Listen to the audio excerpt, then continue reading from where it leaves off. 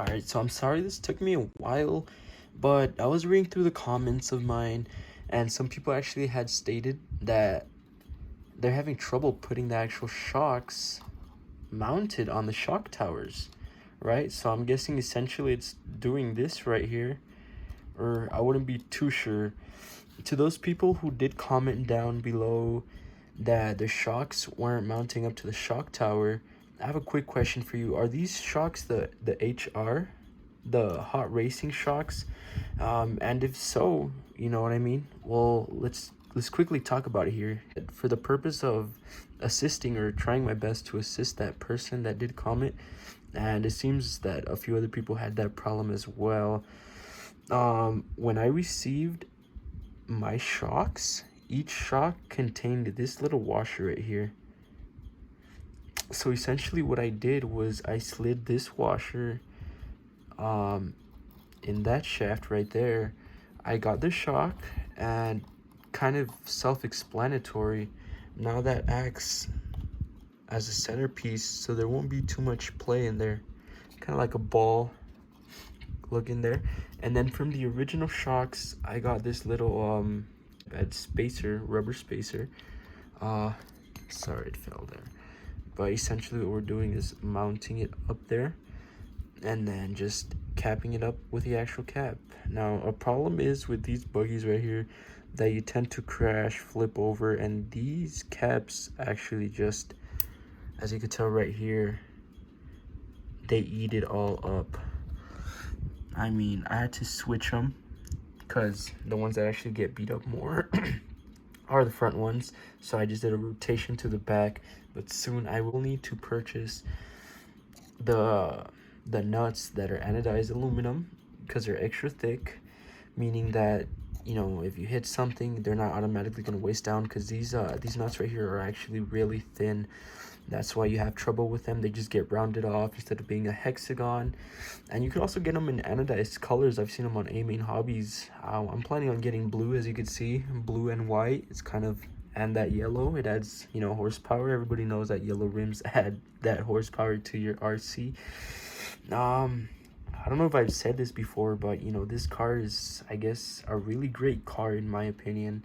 It's the Losi Mini B, for you guys that don't know, because I'm pretty sure some people are looking at this and it does look like a pretty expensive setup, not gonna lie. You could get an entry-level car with, of course, everything's gonna be stock, but out of the box they do look great. You know, they do look like little racing buggies. They are tiny. You know, they do last longer than your average 1/10 scale cars, because these are 1/16 scale, meaning they are smaller, lighter, and your batteries, they charge faster, and they're running the same time almost as a 1/10 scale car, or if not more. My batteries that I run, they are these right here. I got them from eBay. So far I've had really great luck. Sorry, don't mind this, but my specifications on this battery is 850 what C is this? This is a 5C. Oh no, that's maximum charge. What's discharge? See, I wouldn't know the discharge rate on this.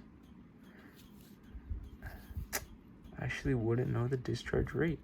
I highly, it's a 60C, because this battery right here is better than the original Dynamite battery in my opinion.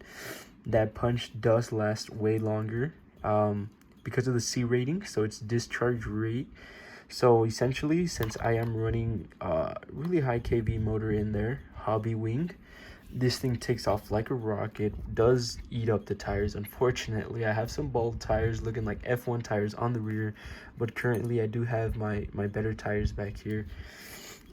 Surprisingly, for the weight of this car, it does launch really straight, even though my shocks are more on the harder end rather than being soft. So I imagine if I had the rear suspension a little softer, it'd even grip, you know, way better essentially.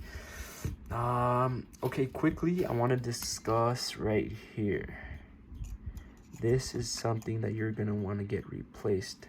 So these are the GPM aluminum knuckles.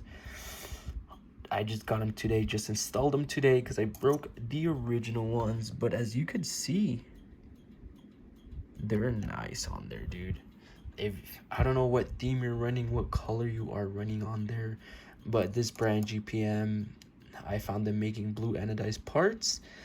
So in addition with these shocks, and you know, it makes it really stand out. Obviously I was gonna go with the hot racing ones right here, but you know, I saw these blue ones. These blue ones were also cheaper. I think they're running around $16 for the set compared to $23 from hot racing. It was a steal for me, you know. They're blue, matching the shocks. But I just want to let you guys know this is something you guys want to get, because you're gonna break it eventually, or when you do break it, you know, just go on eBay. I was right bottom for like $16, not bad. You know, that's a good part about running 1/16 scales. Parts are cheaper, more affordable. You can run it twice as hard as your 1/10 scale or 1/8 scale. 1/8 scale though depends what car you are running. I run Techno, and those guys are tanks. So that's basically it for today's video. I hope I helped you. That guy in the comment section, I'm not sure, dude, you know what I mean. This one did come with that washer. If I'm not explaining your problem correctly, just comment down below. I'll be more than happy to help what's going on with my setup, because if you do have the same shocks, you know, I could just let you see what I'm running, and you could try to compare and contrast and see what you could come up with to make these things fit on their sturdy. I'm sorry if I was a bit late though. I will be catching up with those comments soon, so just comment down below and I'll see what I could help you guys with.